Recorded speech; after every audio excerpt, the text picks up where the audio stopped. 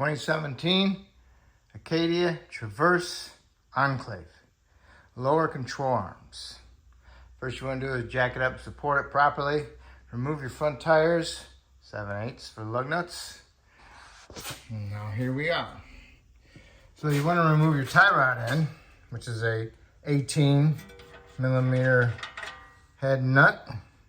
Smack the knuckle with a hammer. If it doesn't just come out right away.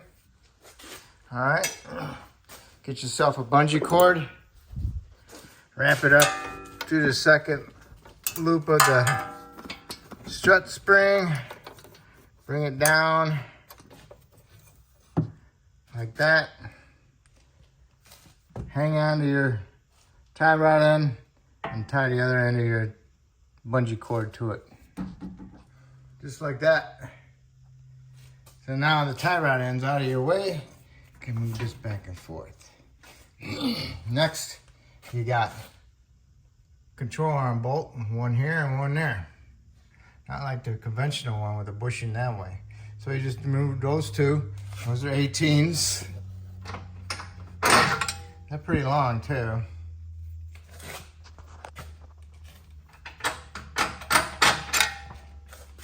Okay, there's no nuts in the frame. And also you got two more bolts that go in this right here. Okay. Like on the other side, they go up through the bottom like that. And then on top they got two nuts. So you wanna, these are 18 and 18. You wanna remove those out of this one right here. They go through the subframe in the back and the nuts are on the top. Pull the bolts down. All right, so now it's basically loose, but now we need to get our ball joint undone. And that is an 18mm head ball joint. Right here, remove that nut. All right, got the ball joint nut loose or off.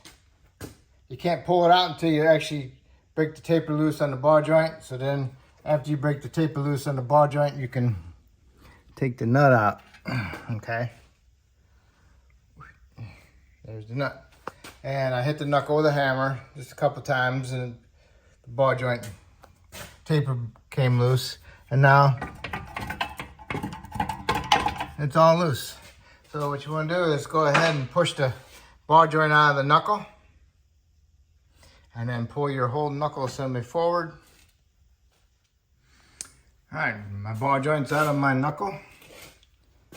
What I do is I hook up a strap over there, if you got it. Go ahead and pull the whole assembly forward so it's out of the way. All right, and you can take this control arm and just wiggle it back and forth. And voila, bam, there she bees. Just that simple. Now you can go grab your new one, put it in there, and get these two bolts in there. Get them started, and get those two back in there. Put the nuts on them. Then you can release this. If you need to raise it up, you can release this. But then you need to go and tighten those two back ones first. And then you can tighten the two front ones second. Then you can put the ball joint in. All right, push the arm in there first, line those two up, push the bolts in there, got them started a little bit. I put anti-seize on them also. Same thing, anti-seize.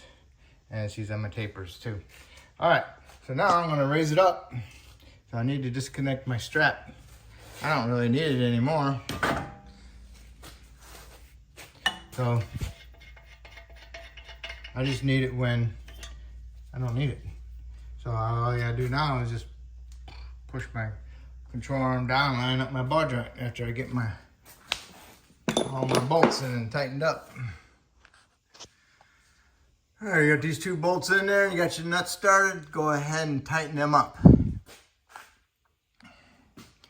If you have these tight before you put these in there, you might not be able to line it up. So you need to get these started and then get those in there and then get them tightened up. And then you can go and tighten those up. All right, so I would say right about 75, 75 foot-pounds. All right, you got these two in the back tight, and you got these two in the front tight. Lower your control arm down, line up your knuckle over the ball joint hole on the ball joint stud, and then get it in there and release the tension on. Use the big pry bar, pry the control arm down. You might need to use the pry bar again to pry it down and get the nut started. So now, all you gotta do is go and tighten up your ball joint nut. Okay, and there that baby is. Tighten that baby up. Lower ball joint nut is tight. Next, tie rod in. I put some anti-seize on it. Awesome. All right, tie rod's on. Now all I need to do is I put a little bit of anti-seize around my hub bearings so my wheels don't stick. All right, so now all I gotta do is put my tires on and go ahead and torque my lug nuts to 140 foot-pounds. If you're gonna do both sides, they're exactly the same. So do one side, you can do the other. All right, hopefully I helped you out with this video, and hopefully you can help me out by subscribing, and I appreciate it. Thank you.